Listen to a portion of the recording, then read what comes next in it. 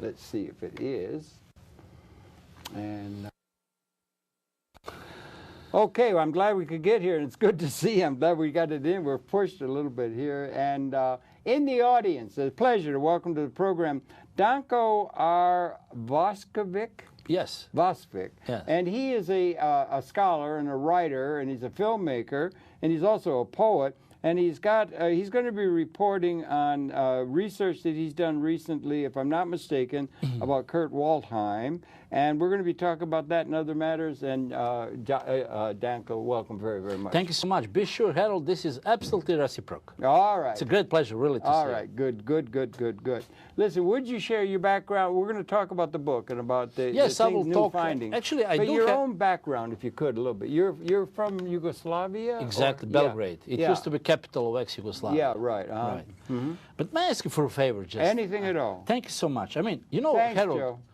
this is not for the first time that I'm here. I really love New York. Uh-huh. And I think I can say that I even know New York. Oh, really? I think I'm qualified, therefore, to consider myself a little bit New Yorker. And therefore, I would like to ask you for a favor if I can express myself with regard to the respect to this issue about the mosque near the ground zero. Absolutely. That's what we want to do. Yeah. Thank you so much. Oh, yeah. Look, Harold, the point is, really, I'm a poet, you know. I'm really a person that loves everything and everybody. But I want really, at this time, to stress your attention and of the people, especially New York, Yeah. the town that I love so much, Yeah.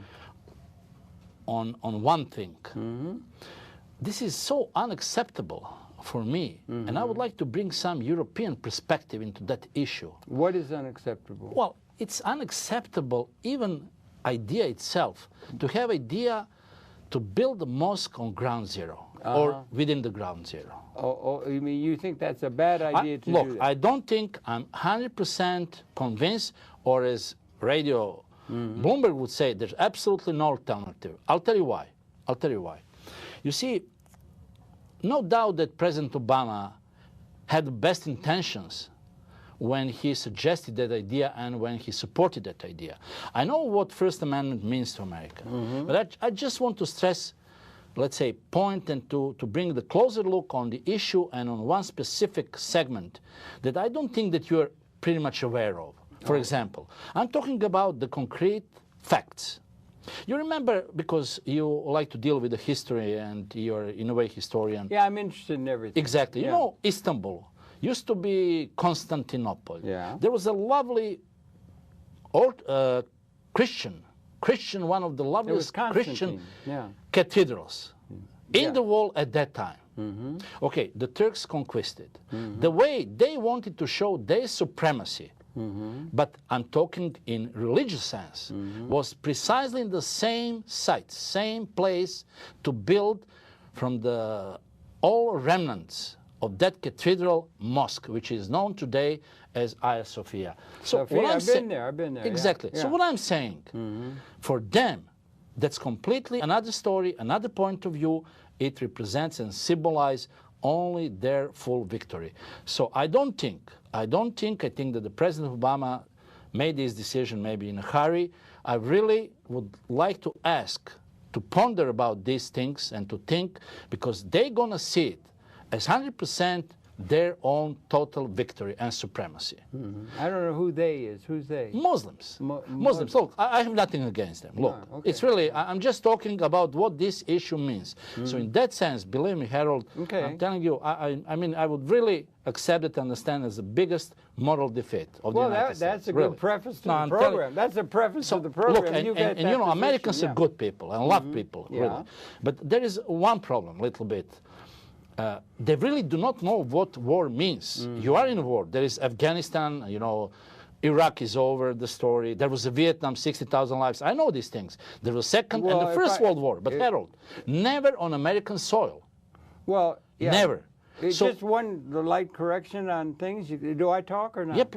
You want to talk for no, an hour? absolutely. Dialogue is between two persons. You said it was 58,000 American deaths. There were like 4 million. No, I said Vietnam. No, I said Vietnam, just 58,000 American deaths. There were about 4 million Southeast Asian deaths out of that incursion. That's all. I just wanted to say, Harold, completely another story is a world war or a big war on your soil. That is what I'm saying. We haven't had that. We haven't had a big war. We had a big civil war. That's lost okay. 600,000, you know. I'm talking in the There was sense... 600,000 died in the siege Yes. of Leningrad, and I think in the winter of '42 of starvation. And that is what I'm saying. Yeah, Look, history First is a World nightmare. War, Yeah. Yeah, nightmare. But the point is what? That we don't understand what real point war is and the angers and so forth? that really Muslims have another perspective, so they will take full advantage and understood and really made a full profit in a sense as total supremacy and victory, and this is the place, like Hagia Sophia story. So I'm coming out with the fact, with the proof. You've got a position on that, and it will be argued, and it will be done, or it won't be Then done. I'm finished. Yeah. I just asked... I happen to be on the exact opposite side of your position, but that's what makes the country great, you know. I think it's, Harold, I mean, they're the things that should be accepted or understood, even in science. That's axiom. Well, I'm for that, and we'd like to get at it, because we're going to talk about Kurt Waldheim, who you got pegged, I think, in your research as a war criminal, and he was an anti-Semite, apparently. I'm very interested in the prejudice that drive mankind to such extremes as Holocaust and things like that. Right. That's what I'm really interested in. I'm here. And so that's what you've been talking to me about. You got in touch with me, and you said you want to do a program about it. You've been doing research on it. The mosque issue is another matter. I happen to think differently than you. Just that's have okay. it with me. So that's 1/4 of the world population. In all cultures, that's a lot of people, 1.85 billion. And there's a lot of different cultural differences. And it'd be, to my way of thinking, it's like they're getting a bad rap, the Muslims in the world. We should be understanding that there are some crazies. I fully agree. Like there always are. You know, in any culture that big, there's going to be all kinds of crazy. And there's a big propaganda. It used to be we had the commies to kick around. The Western imperialist powers led by the United States. We had COINTELPRO, we had the commies, and now it's the Islam to kick around as the people why we have to build up our military power and so forth. So I got a different take on the world history. I think the real problem is the United States of America.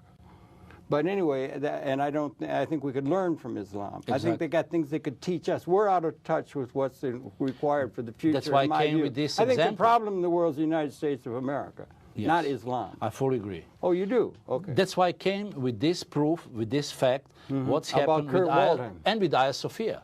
Oh. And how they understood and what's their approach. That goes way back into history. That goes back into history you're talking about with the Ottomans. And was it the Ottomans? No, I said they will understand that it is total victory and supremacy. Well, you're talking about things that would have to be put in a context and everything, you know. But didn't you want to, if you could, okay, you're Yugoslavic. You're from Yugoslavia. Exactly. You're young. Do you remember Tito? You were Perfectly, too young. I know You him. do, okay. Yeah. So you're talking from the standpoint of Belgrade and Yugoslavia and what went on in that, and Mr. Kurt Waldheim. You came saying you've done a great deal of research. Look at this. Okay, here we go. Two of us together. This is it. Here it is. Let me show. I'll hold it, and I think this camera, give him time to come in close focus. And you're a researcher. Yes. And why don't you talk? You're from Belgrade. You're from Yugoslavia. Give it a little of your own background, if you could. I like to do that. Well, and we can talk about the mosque issue downtown later. Don't worry, no problem. Well, we disagree. That's wonderful. Go ahead. Absolutely, totally. Okay, good. Absolutely no alternative. This is a DVD cover, and this is a DVD you've put out with others. It's your name on there. Yes. And it's called Hidden Evil, Waldheim. Yes. And there's a picture there, and I'm going to turn it, so hold on with the camera. This is the back cover of it with a picture of Waldheim, and who is with him? I can't tell. That's you. Me. And here, 7 times together. Who are the people on this picture here, Danko? Well, here on, let's say, top right side, that's the SS General Arthur Fleps. Okay. Man next to him and between Fleps and Waldheim is Colonel Macholz, Joachim Macholz. Okay. Very tough guy. Then Kurt Waldheim here is in a role of being translator. And then the Italian General Ercole Roncaglia. And these people are relevant to the research that you've been doing? Absolutely, and that's historical picture taken on the 22nd of May at the airfield Podgorica today, Montenegro, capital of Montenegro. What year? 1943, just 2 weeks before the incredible, ruthless, bloodiest German offensive, so-called Schwarzoperation, Black Operation. Okay. They massacred and killed more than 6,000 heaviest. Okay. Okay, we'll get to that, Sure. okay? Now, you got another book here. That's my book. This is your book. That's now, my book. Do you mind if I show it? No, Let's let him please, know, please. because this is another book. And this is the cover of the book, if you can come in on. This is the book written by our author, by our guest, Danko. And so this is the book, and you can see it's a very thick book, very well researched. And there's the cover of the book, and then we can go to the back. There's a photograph there of somebody being hanged or hung, and they're, okay. And these photographs on the book cover are depictive of the theme that you want to deal with, which is apparently the personage of Kurt Waldheim. Yes. Okay. Yes. But again, could you share your background sure. a little bit? Well, my background, in some way, I should refresh memories of your viewers. Yeah, we've done Actually, before. I was well, once guest. It's yeah. been a long okay. time ago, yeah. I was born to be your colleague, newspaperman. Uh-huh. Father being top journalist, one of the most loved among colleagues, and absolutely one of the best. In communist Yugoslavia, he worked in, which is equivalent to Soviet Russian Pravda. What year were you born? 1952, December of 29. Oh, you're young. Yes. You weren't there in the Second War then, no. Yeah. Yes, right. No, Good okay. age, yeah. So you're young, okay, yeah. I'm young, thanks. Yeah, okay. So my father worked for Borba. That's top, let's say, daily newspaper under strict control of the Communist Party at that time. And total equivalent, as we would like to say, Soviet or Russian Pravda, you know, under the Communist Party. Right. So my father, but he was really a man of profession. And he was the only one who had editorial talking straight, talking sincerely, my father. So he was very unhappy, you know, about the things he lived under, incredible regime, you know, mind control, all these things. Yeah. So I know that he personally suffered, but they recognized his skill and profession. So officially he was in charge. His sector was President Tito. So he followed him. He wrote 2 books on Tito. So he's very young. I grew up in such atmosphere and in such... You're talking your father? My father. Your father was associated with Tito? No, professionally, he covered. He covered him. But did he meet with him? And yeah, of course. Yeah, of course. Okay. That's what I'm getting. For example, he knew the man. Well, because he was a giant of a resistant fighter of the Nazis. And, exactly. And yes, he was called a terrorist by the Germans. Absolutely no doubt about that. Great partisan leader, commander. Right. So, for example, in 57, 57 precisely, there was a highway between Ljubljana and Zagreb. Back to Belgrade and to Macedonia. Ljubljana is a capital of Slovenia today, yes. It is, yeah. Yes, it Dubrovnik?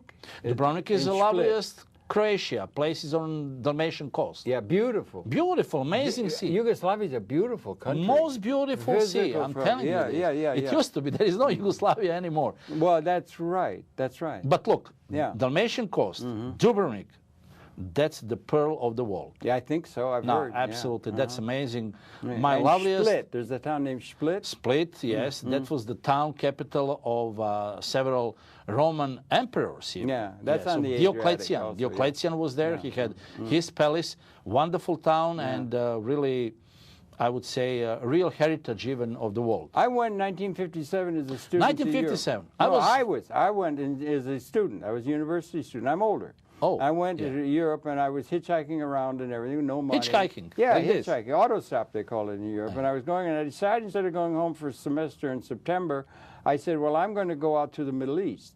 And I said, I won't write home for money, which I was really dumb. I should have. I didn't. But I hitchhiked with no money. And I hitchhiked through Yugoslavia. I went through Trieste and out to Belgrade. Please? I remember it very clearly. It was gorgeous, just gorgeous. This is 1957. You're talking about Belgrade? Well, I went to Belgrade, from Trieste over to Belgrade, and then down there's a town, Skopje or something. Yes. And when you get down to the south, they got the buildings that are onion-shaped. You just see a big cultural division when you get down to the south of south is Macedonia, right. And then I went down to Thessalonica, was it? Thessalonica is Greece already. Yeah, that's in Greece, and then we went to Turkey. Kurt Waldheim was there in Greece, in Thessalonica. Okay, so I'm just mentioning the fact that I have a little bit of a For example, Sulzberger said for Yugoslavia, talking about that time, that Yugoslavia was west of east and east of west. Yeah, right. Absolutely, we were advanced in these things. So we were talking about Tito, and we want to get to Waldheim. Okay, right? Tito, year 1957. Yeah. My father was editor-in-chief of the newspaper Highway. That was a highway between Slovenia and Croatia, precisely from Ljubljana to Zagreb. Okay, yeah, Ljubljana is there. Yeah. I was with my father. I was 5. I was 5. And Tito came. You were 5 in 57 when I hitchhiked through. Yes. We could have had a cup of cocoa or something. Well, I yeah. was You were only very 5. little Yeah, boy, yeah. but Right, okay. right. But I met Tito, and I Yeah. was very close to him. He used to visit these people. Okay. Well, that was a time when people believed really in something, in brotherhood. You know, they were building just for free. Yeah. You know, massive public works, highways, and everything. So I remember Tito. That was for the first time. So as I said, my father was there. He belongs to, we can say, to establishment, to that milieu. So my father knew Tito very well. He covered him in this newspaper board, but he was in charge, and he's the author of 2 books. Okay. So in some way, the subject and these things, I mean, profession, journalism, that's something that I was born with. Yes, okay. I was like a fish in that. My mother was also a journalist, you know. Okay. So that was my background. That's the atmosphere in which I was born and raised up. And the language that you spoke? It used to be Serbo-Croatian. Serbo-Croatian. Yes. Okay, yeah. Now they're all divided. You know, we I have know, 6 new languages. Yeah, it's a crossroads of the world in many ways. Yeah. No, even religion, political, geopolitical. Sarajevo's down there?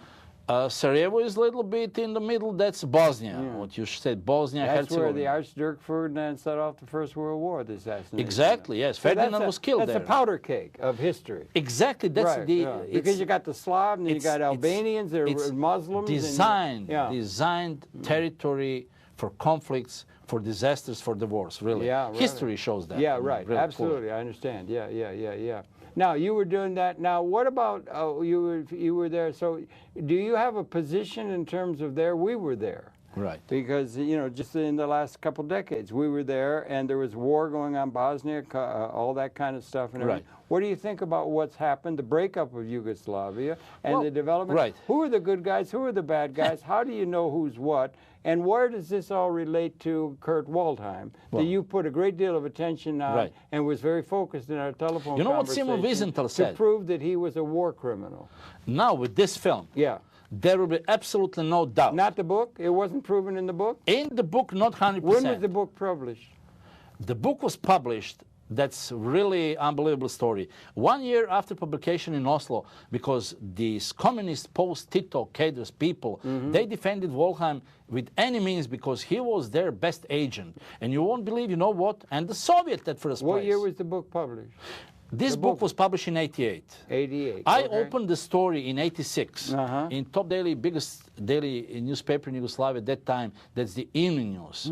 And I was the first journalist in the world who published the original file that Kurt Waldheim, at that time presidential candidate and later president of Austria, is a war criminal. And that's 100%. You said that in 88 in the book. Well, in 88, they postponed publication of my book in Belgrade because they wanted to get the time, in the meantime, to prepare, to fabricate the fake document who will cancel all accusations and save their agent. Save their agent, who was Waldheim. So the publishing company didn't want to publish the book because they wanted to have time to exactly. I have refute and undercut what you were saying true. In the book. They wanted to destroy fully Why didn't they just refuse to publish it? Well, then it would be too rude because the case brought a lot of attention in the whole world. So if they refused to publish, then everybody knew, look, it's too clear, you know. They just refuse, he's their agent, it's clear. Yugoslavs has some certain arguments and the reasons why they defend Waldheim. Couldn't you have published it with another publishing house that that's what was I did. in agreement with what you That's what I wanted to did. do? So that's why my book has been first published in Norway, in Oslo. I see. That's where I see the point. Okay. But and in was the that meantime, in 88? No, that was in 87. 87, okay. Which is unbelievable. They were put me on a hold, you know. They didn't know how to save him. The accusations were very strong. So what I did, just imagine, they created and they made fantastic tactic and action how to save Kurt Waldheim. One of the documents that came out from military archive was a fake one, talking about 100% bloodiest massacre. That's Kozara, that's in Bosnia. And Kurt Waldheim was there. He had so... Wartime? 1942, spring, summer. June, July, 1942. Kurt Waldheim was there. Look, he was the second officer. There is only one officer higher in a rank from him. That he has been subordinated to Hauptmann Plume, Captain Plume.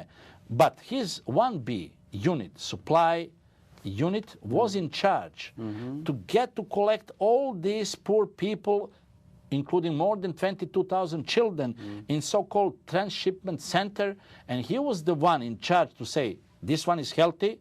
He goes to Germany, Deutschland, nach Deutschland, forced labor. This guy is also stark man, nach Norwegen, goes to Norway, but das ist schlecht Material. These go straight to Jasenovic's extermination camp. Would go to what? Jasenovic's extermination camp. What extermination camp is that? It's not. Where is that? Okay, that's in Croatia. At that time, there was so-called in the puppet state, Nazi puppet state, independent state Croatia. The people of Croatia seem to be in accord with the Nazis? Yes, very much so at that time. Why? Yes. Why would that be? Why would that Why be? would they be where others were not? Well, Tito I'll tell you. There is. I was really trying to ponder into it, so I got the answer. Okay, to Croatians, it was very good and important served to their interest, because that was the only way, which I fully understand, for a small country to realize 1,000 years dream to have their own state. So they associated with a big country, with a tough country. Hitler, from another side, I saw and I read some of his comments made on Oberkommando Wehrmacht, Supreme Wehrmacht Command. He said, Croatia, okay, they never had a state, but they will exist as long as it's used to our interest. That will be our province and our exit to the hot sea. And 43, Germany was still on the rise, I think. Yeah, I mean, they weren't really heading into... They lost, as you said, Stalingrad, yes, on the Eastern Front, but still very tough, yes. They had taken France. And still, that was it's 40. It's to wait for the D-Day and for Normandy, yes. Yeah, right. But they were still of the thought that Germany might even prevail in terms of winning the war. Well, you know what? They sent 5,000 best soldiers. So Croatian wanted to be with the winner, who was going to be Germany? But look, was there an ethnic connection or something with Germany that made the Croatians... Ethnic connection, I wouldn't say, okay, no ethnic connection, no. Croats, it was just national interest, as they saw. National interest, yes. And a thing to be associated with... Croats are Catholics, Germans are Protestants. Okay, they had the interest. But what is important, they sent 5,000 the best Croatian blood in so-called division to help Germans in Stalingrad. So it's a very strong alliance. Very strong alliance. Was it a matter of the... Okay, I'm trying to understand. I don't quite understand why they paid their debt even in the blood.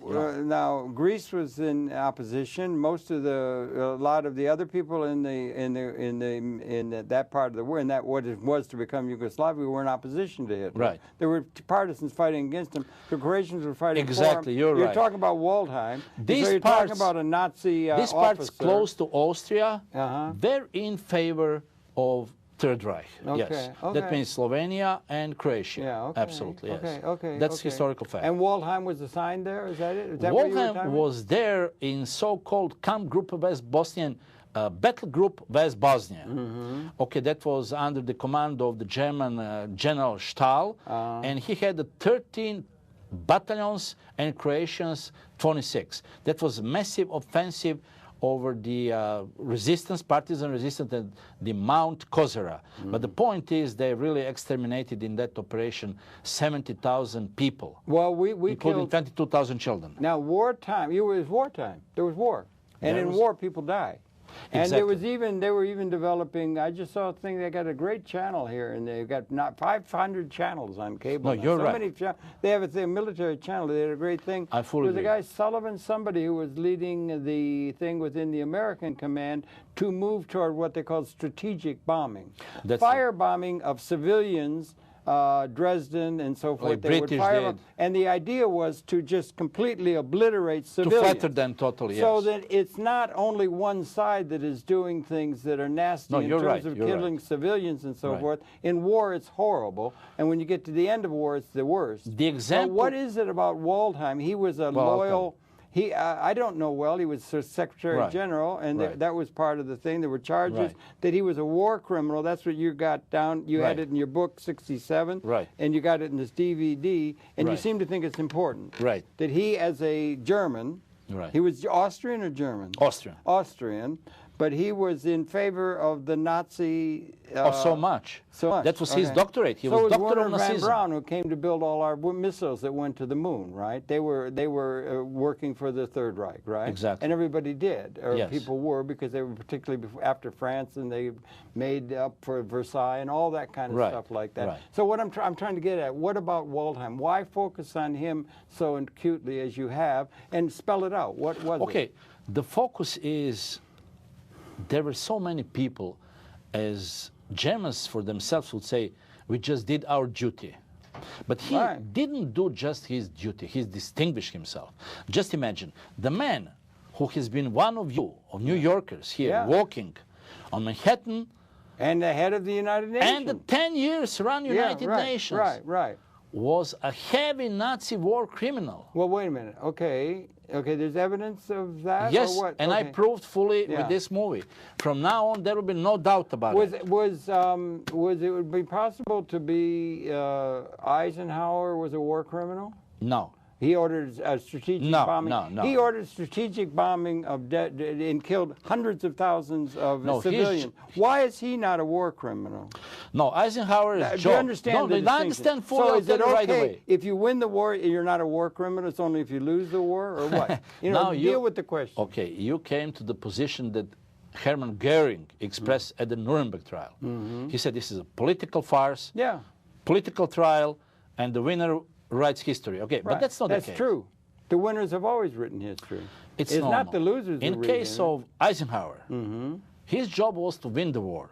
He's not the one who started the war. And whole history Well- is about the cause and consequences. Well, that's another question about what started the war, how the war started. Who I shed the mean, first blood? Well, There is a that's cause and question consequence. That's the thing. That's a thing of propaganda. Every side is going to say we were attacked. Nobody's going to say we started it. Nobody says that. So you Nobody attack accepts that. yourself at So Pearl you have Harbor, then. you have a propaganda thing going So on. what's happening in between Pearl two Harbor, groups. Harold? Yeah, right. Yeah, and the Japanese said you were making it impossible for us to have our empire access to minerals we needed. You were No, the impending- historical fact is Americans, at any cost, even delayed and came very late, even in the First World War and even in the Second. Yeah, they're cowards. They didn't want to get No, have they their were boys not killed. cowards. weren't They were cowards. wise. But why They to risk weren't. the And why lives- do they want to go over and fight Why Europe's to risk wars? the lives of Europe's the been boys? fighting, killing each other for years. It's been far more violence directed against each other in Europe than anywhere in the Islamic world. Look, for even instance. the It was much more British, peaceful. even the British tried to avoid. You know that they sacrificed Sudetian region and Czechoslovakia, Munich but and- when there was Munich no and choice, Chamberlain. absolutely radio, Bloomberg, absolutely there is no alternative. Yeah. So there was a red point, red frontier when you simply Yeah, must. but you understand that every country says that it's their fault for the war, not our fault. Nobody Right. takes the blame for saying we started the Right. war. You make the assumption, but nobody would take that. It's propaganda, and it's ginned up Look, and everything by all countries of the world. The only way how we can That's true, is it not? it's not true. I'll It's tell not you. like there's some good countries and bad countries. They're all in the same game. But we, as serious people, we have Well, to deal with the facts. Well, okay. And with but you can't throw out a fact and say it's accepted when you have to have the question really has to be there has to be investigated a little bit more nuance, like the mosque downtown. The Second you World you're War working at the level and the of issue we emotion. discussed cannot be brought in question. There is no doubt about it. Hitler declared total war. That's a fact. Why did he do that? Well, he wanted so-called Lebensraum. He wanted living space. He thought that he is so-called Herrenvolk. Why were People designed to rule the world. Well, that's what everybody thinks. A national. You ever see them fight? Well, that's why he Did paid. you ever go to a soccer match and do you see how people cheer? We're number one. Our team is we're the best in the world and all that. It seems to be built into the human psyche. Every nation thinks they're the best. Everybody says that. So they said they're number one. But you see, no one. You You're right understand. about it. You're right. No, I understand What fully. I'm trying to say is don't Yes. make some people, what are they, genetically bad or something? What is the root of the evil? What is the root of the things that happen that cause Well, it? What I want to okay. get at. And it's no good just propaganda. Okay, you're right. Okay. But there is a clear division among nations, people, and their leaders who were ready to pass this bloodiest red line and to say, yes, I will prove over the whole world that we are Herrenvolk, people who are designed to rule the rest of the world. Well, people might say that. Some people say that. They might say it, and people would, particularly at the level of popular culture. Mostly it's just done by actions, and they don't say it. They just exert their power over people that are weaker than them, and then they steal everything from the other people. No one never existed. People, nation, and the leader who proclaimed that he wants to totally and fully exterminate another people, another race. No, they did it. The colonists from Spain after Pizarro and the indigenous people of the New World were wiped out. No treaty was guaranteed because they had power, and they just overran them, and they just did it. They didn't have to have any question about it. In the case of Hitler, that was the Hitler. That was the official state policy. Well, the state policy accepted. The accepted state policy was that they were going to fight a war for the interests of Germany.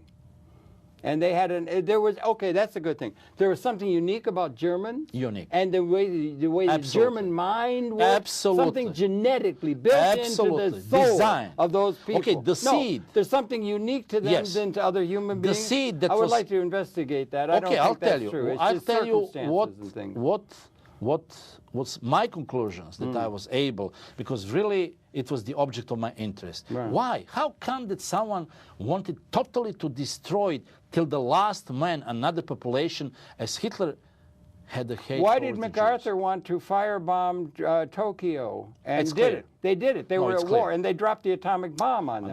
Why? Why did they do that when they didn't have to? They had total air. They had over Germany. They had total air superiority. They could bomb anything they wanted. They could drop incendiary bombs, and they did it. And they killed hundreds of thousands of people in a terror campaign. The war will never be. Why did the United States of America do that? They will lose at least. Why? They will lose 200,000 best soldiers, U.S. soldiers. Yeah, but why best American blood. For one people to fight all out is no good. For the other people, they can't. They were fighting and they were losing. Because they already tried with that tactic, and that tactic didn't work. Are you saying there's something evil about Germans or something? What I'm saying is, what you said, the Americans tried that tactic. Yeah. B-19, B-17 tried that tactic with the fire bombs and everything. Tokyo was in a fire, but never, Japanese will never surrender. So the Americans American Supreme Command. Yeah, but that's the history of the world. Genghis Khan. Well, I'm just giving the answer what you said. Are you trying to say there's something evil about the German nature of them, and particularly so with Waldheim? Yes, of course. That's what you're trying to say. Well, there is his doctoral thesis. That's so narrow. Absolutely, yes. Okay. Well, absolutely. I would be much more interested in why were they so crazy? Well, I'll tell you why. Why? Look, there was Versailles. Why did the Allies go and try to put Germany back into the Stone Age? They realized how dangerous it is. Well, all right, they did. They really did. But there was a result, and so then he rose up against that. Exactly. He fought against it. So they were being oppressed by the Allies. So what was the epilogue? That was just the follow-up for the Second World War.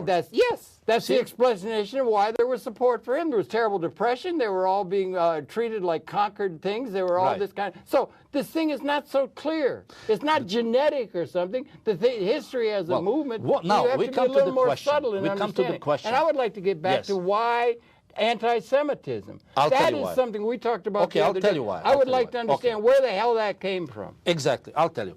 There was a man called Constantin Franz. And the other guy called Dr. Karl Lueger. So it's not Hitler that he just fell like a pear or a peach or apple from the tree. Right, he came out of historical circumstance. His mind was poisoned by teachings of these two so-called teachers and the fathers of National Socialism. Okay, go on. And Hitler was the best follower of it. He took the flag, and that was the peak and the climax of that so-called National Socialistische Idee, National Socialistic idea. Okay? Yes, fascism, and it was in reaction, and Germany was on the move. The autobahns were being built. The factories were back.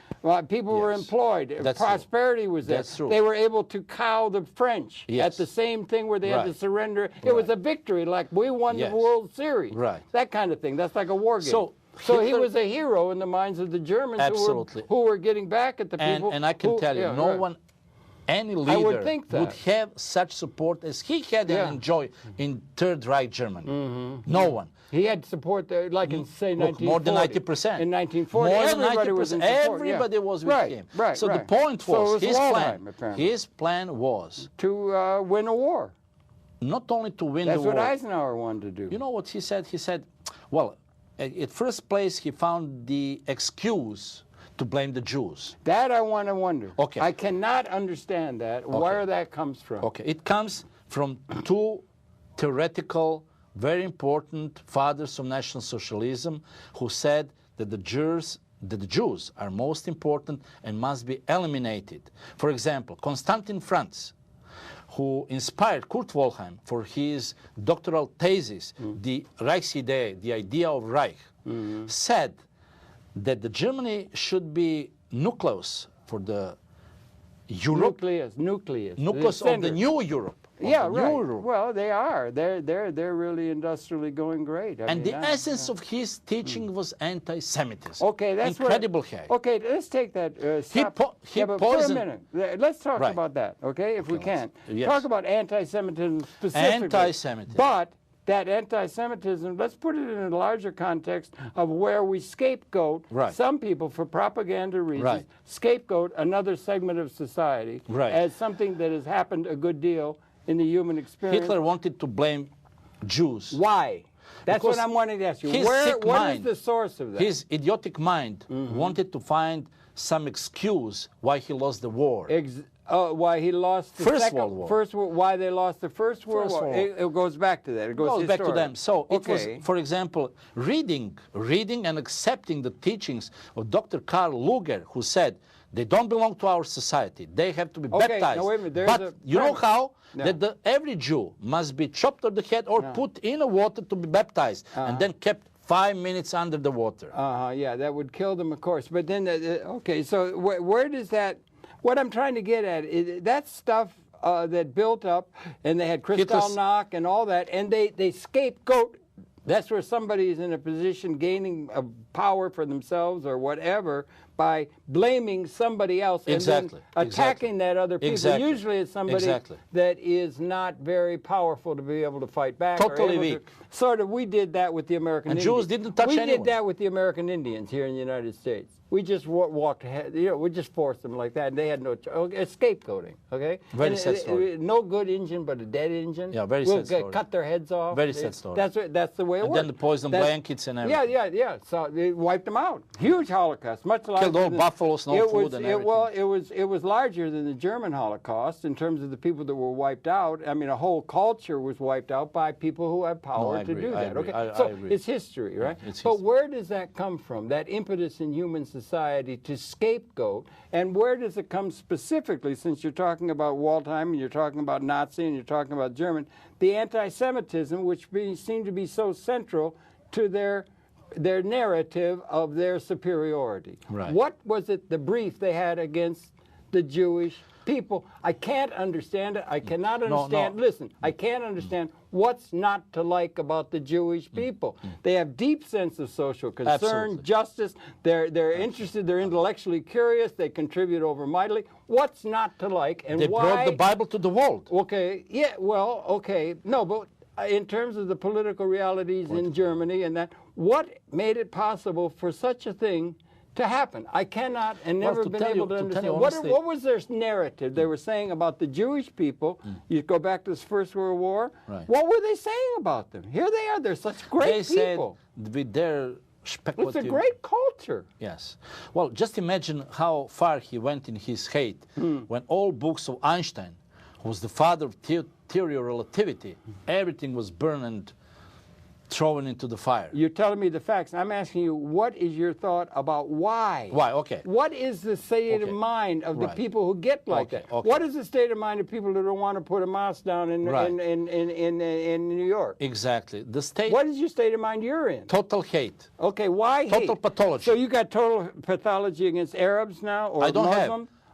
Well, why don't like you want the mosque downtown? I must read the Why facts. are you being so irrational about not wanting to have a mosque downtown New York? Because I know what it means. So We must be able to read the facts. Your attitude of not wanting that is similar to Nazi attitude toward Germans? No, at all. It doesn't. You don't Not see the at all. comparison. You don't see a comparison. They're being scapegoated now. You understand? Yes. We're being submitted to a huge propaganda campaign against Muslims. No, you can't see that clearly. And it's a great big thing. There's all kinds of different. They pick out one thing about them. They used to have a thing, protocols of Zion, yes. and that they ate baby's blood, or some people Just they had imagine. all kinds of bull. But it's a fake. Yeah, it's fake, and it is, and that was the case with. So what happened to the Jews? You know what happened to the Jews in Germany is trying to be done now by the against the Muslims of the world. You can't see that apparently. Because you think they're going to say they're celebrating victory because some of the people say we're going to have a caliphate all over the world or something, or what? I'm trying to understand where irrationality It's their comes signature. from. That's what they Where did. does irrationality and hatred come from based upon scapegoating? Well, I think, and I'm pretty much convinced about that, Okay. that the whole thing goes much further. Okay. So you see, Goebbels, Hitler's minister of propaganda, Yeah, he was great. knew I mean, he was really good that at it. lie is lie. But he said, 100 times repeated lie becomes truth. Absolutely, the big lie. We do the same. We did the same thing with the commies. We do the same thing. Yeah. I mean, America does. I'm just saying. But why the Jews specifically? Why Waldheim? What is unique about them that isn't done by all the What countries? is unique about the Waldheim? Yeah, if you want to, that's Okay. you've written a book, you made Exactly. a DVD. The and you're unique saying he's a Waldheim, war and I'm criminal. telling How you- do you define a war criminal? And why isn't Eisenhower a war criminal for ordering the firebombing of Dresden? Okay. Let's put it this way. They cannot be the same story. Eisenhower is a military man. Kurt Waldheim, from war criminal with 100% criminal Nazi past, responsible for deaths of thousands of people, which are fully proven in this film. Well, succeeded. Eisenhower was. Eisenhower Please was let me finish, Harold, all right, please. go Okay? on. Yeah. He succeeded Right. not only to hide the Holocaust, to deceive the world. That's because he had lost. He had to hide it. But look, he was the champion of peace. You mean when he was Secretary General? Exactly. Yeah, right. Okay, yeah. He totally denied Holocaust. He minimized. He denied his role in the Holocaust? He succeeded in deceiving the world. He deceived. That's why this issue is so important, because he represents that evil. Even today, 2010, we have people who denied Holocaust. Such a most brutal thing that ever Which happened on the Holocaust? planet. Which Holocaust? The fact that Jewish Holocaust, you mean? You should call it the Jewish Holocaust. crime- That was one. The American 6 Indian million was a Jews. Holocaust. Okay. You know, there's been a lot of Holocausts. No. Holocausts have been the over way of the Armenians, world. over Armenians, Yeah, over right. Armenians. Yeah, but you're so right. what you're talking when you say the Holocaust, Well, we're speaking. why we're do talking we about say Kurt Waldheim. the Holocaust means the Jewish Holocaust? That somebody's got a monopoly on it? Nobody's got a monopoly No, you're on right. that. You're right. But I'm saying there's But, so much okay. irration. You're in the realm of irrationality when you talk about these kind of things like the Nazi bullshit. I don't baloney think so. about I don't Jews. think so, because we have to resolve this issue. Okay. The question is not fully resolved yet. This issue never got its historical judgment. What is the issue you're trying to bring up outside of we shouldn't have a mosque downtown in New Okay, York? it has never been. Which sounds to me like Okay, there were irrational. allegations, Yeah. but never proven whether he is a war criminal or not.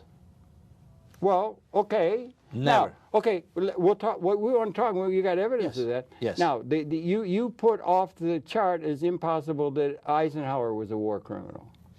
Now, what's the difference? He won, so he's not a war criminal, but he was a war criminal.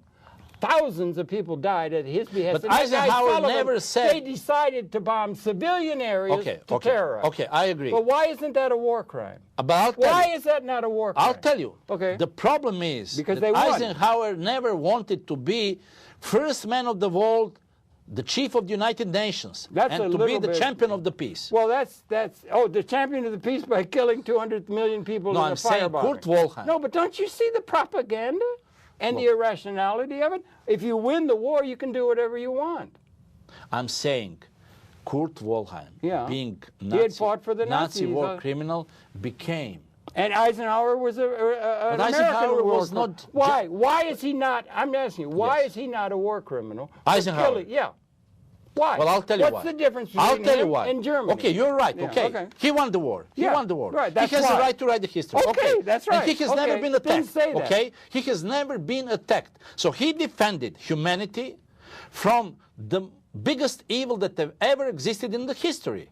Well, that's a fact. No, that's right? not a fact that I would if necessarily Eisenhower accept. started the war, if he dropped the bomb without any reason, without any cause. Well, there's a lot of people who think the actions of the people that caused Versailles to start, the starting of a war and the conditions out of which war come and everything like that is a very murky thing. Harold, and a lot of people are involved. We cannot deal. They made big mistakes Harold, in Versailles, did they not?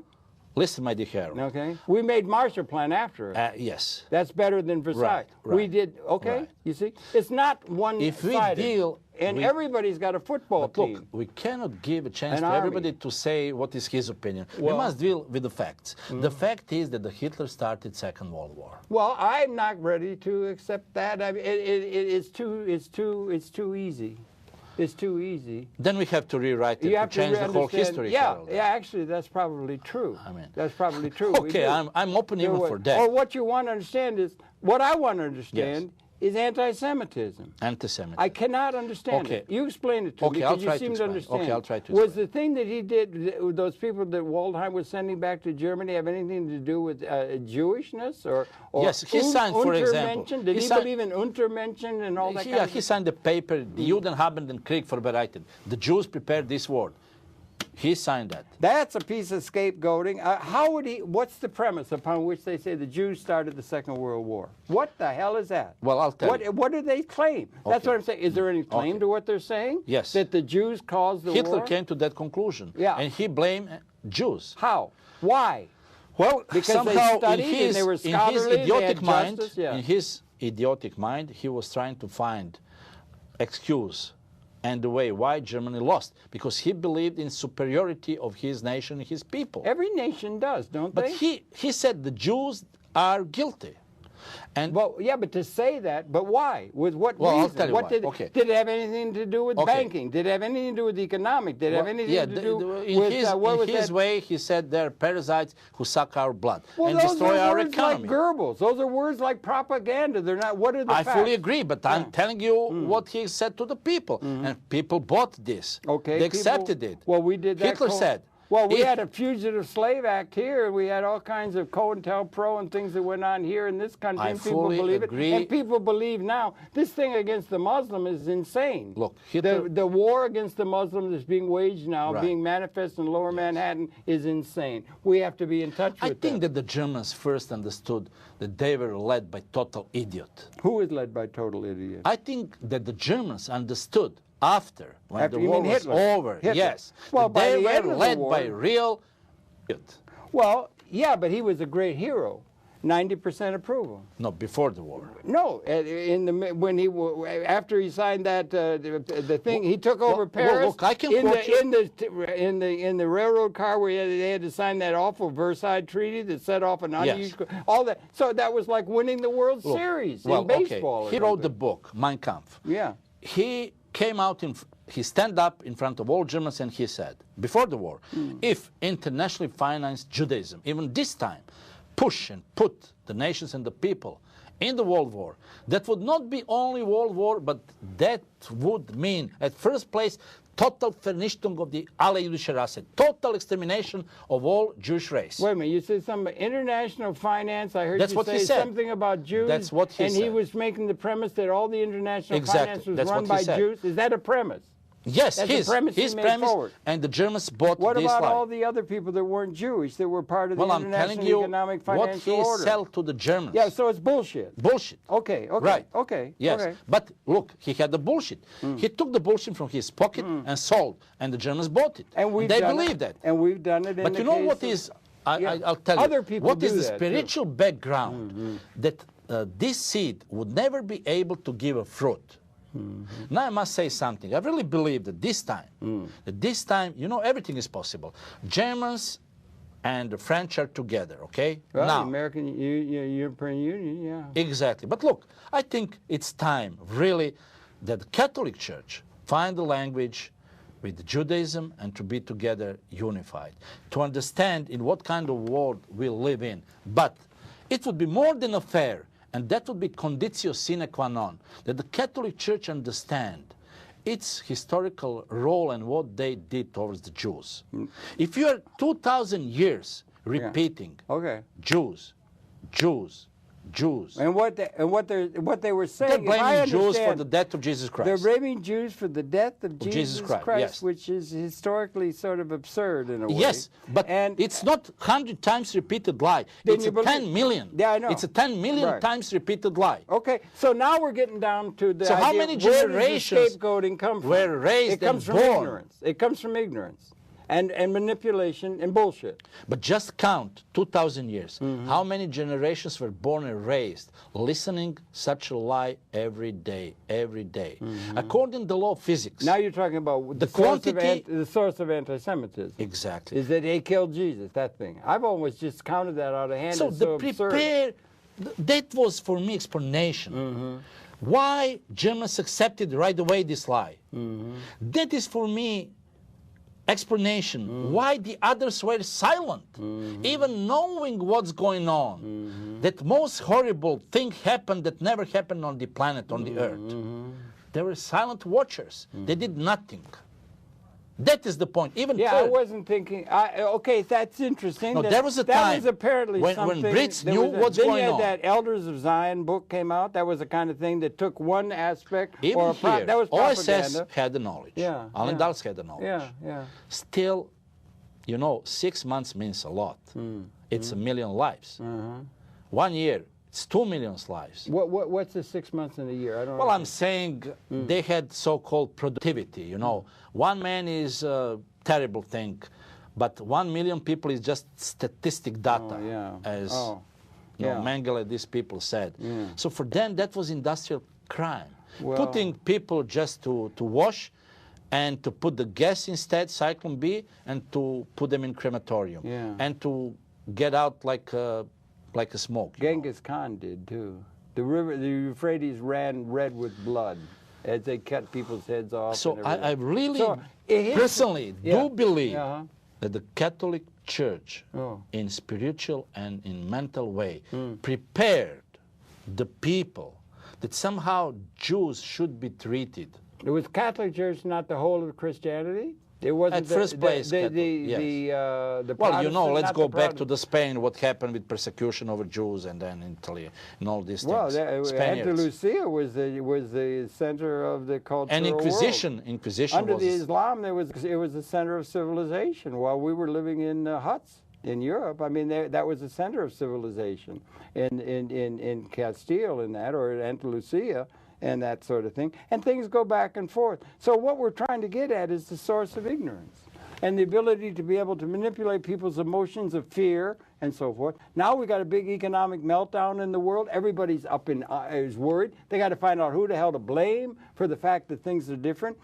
Things are out of sync with what's needed. You have an economic turmoil. You had a terrible thing in Germany. You had people, the money was worthless. You couldn't do it. It was terrible. So now that's beginning to happen on a world scale. So now they're going to be looking for some enemy that causes it. And it happens in the modern time. Yeah, there's always someone to blame, yes. It used to be the communists. Remember, they had COINTELPRO, yes. and it's those red, and you had 50% of the world was reading Marx. Right. And Mao, and they had this.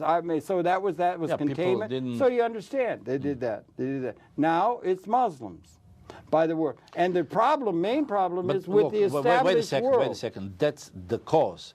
Is not of that nature that you described.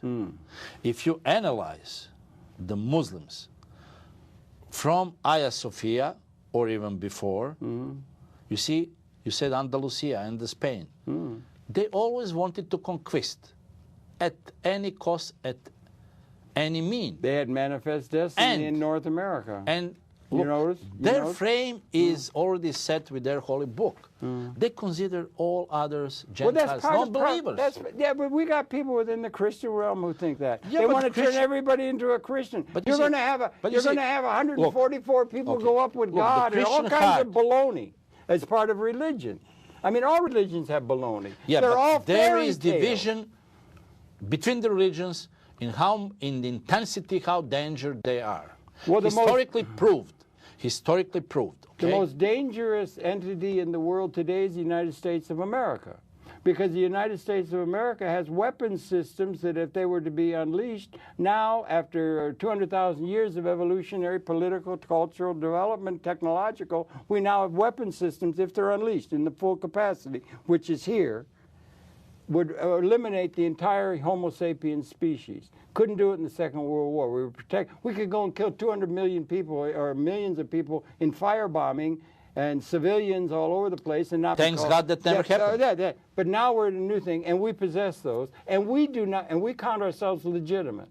We think like the Roman, Rome was legitimate Empire. for 1,000 years. Then for 1,000 years, the heretical houses, the dynastic states, serfs are wallowing around in the mud. Now it's the bankers and the international people who run the world, Illuminati, whatever you want to call it. They think they have a system that is good for the whole world, and they're trying to put it on the world. They do not have a system that is equal to the equal to what the future requires. Though they call themselves legitimate, that makes them dangerous. They do not have a vision of the running dog governments. Can I refresh your memory what Moses said?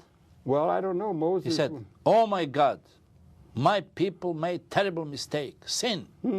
They created God of gold. But look what they did now. They created God of paper. Look at this." Yeah, all right. Yeah, huh? well, he had a lot of good things to say in there. But I'm just saying the major threat is the United States, because they don't have a vision, and they're running dog allies, which is virtually every political entity in the world. There may be, coming from the Islamic world, ideas of finance. It all comes back to economics, always. The United States, no one conquered in a sense that it was known to the history before. No, they're out of date. Military. No, but they're claiming historical legitimacy. We are legitimate. We have a system that's good. We're on the side of history, evolution. Right. We are the winners. That's what that's what Rome said. It's that's what highest responsibility. And they don't. They don't have a vision. Their system's coming under attack now. It's not going to work. They need something new that'll liberate the people. The people are still enslaved like serfs on a feudal estate in the United States and around the world where they run in their... They don't have it. So there's a challenge from Islam. Islam may be able to challenge them at the level of economic theory. There are people coming out of Indonesia. We should be listening to them, not scapegoating them. That's my only thought. The main problem in the world is the United States of America. It doesn't have a vision of how to organize the world or their own society. And for that reason, with all that power, they're the most dangerous, in my view. I don't know if we've run out of time. No, it is really to ponder about that, but in the meantime, Waldheim was a war criminal. Oh, absolutely no doubt about that. From now on, that's one it part, will be fact, that's one historical fact, once forever. Because I found the films that have never been shown, that were hidden, for the reasons precisely of Kurt Waldheim. Because he was a Tito and Soviet agent. Okay. They knew for his Nazi past. And exchange for being silent about the Nazi past, he was their best agent. That's what you See? said. That's in the book and in the TV. That's in the film. All right. That's okay, very good. I'm sorry I got off on a rant, but I just don't. I just think this is a very dangerous, and yet it's also a possibility of a very. It's like punctuated equilibrium in evolution. It is a time of qualitative change. We may be coming to the end of history, which James Joyce called a nightmare. No, I believe. And the current. We're still living in a nightmare. No, I believe and we live in very dangerous and brutal times. Yeah, yes. but we also may be at a time of an awakening to a liberated order of everybody rather than that's the only solution. That's right. So that's what there's we're both absolutely no alternative. Okay, right. No, really. But we don't have the vision of that from the intellectuals. The intellectuals are falling down on the job. They're too busy pointing out scapegoating things going on, little things broken down into small parts, rather than looking at the whole. I don't think we don't have a vision. Where? Who has it? Who has a vision that is really relevant to what the future requires? I'm sure if that depends from you or me, for sure, we would have this, and I think that we even have this vision. That should be society enlightened. People should love each other. We should do something for the sake and the save of humanity. Yeah, that I agree. All the